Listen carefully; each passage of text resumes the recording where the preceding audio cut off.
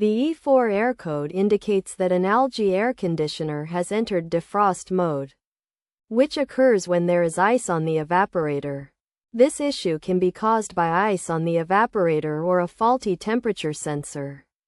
To fix the problem, start by checking the air conditioner for ice. Remove the front grill to access the evaporator and check for ice. If ice is present, replace the grill, power on the unit, and allow it to defrost. Once complete, the unit should function properly. Alternatively, check the temperature sensor by unplugging the air conditioner, removing the front grill and filter, locating and removing the ambient thermistor, and installing a new one.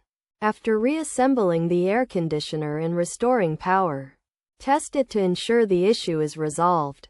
If the problem persists, it may be necessary to call a technician, which can be done through the manufacturer's website by logging into an account, selecting the product and outlining its symptoms, entering contact information to schedule an appointment, and waiting for the technician to arrive. The technician will then check the ambient and indoor temperature sensors, heat pump or freon levels, and replace any faulty parts as needed.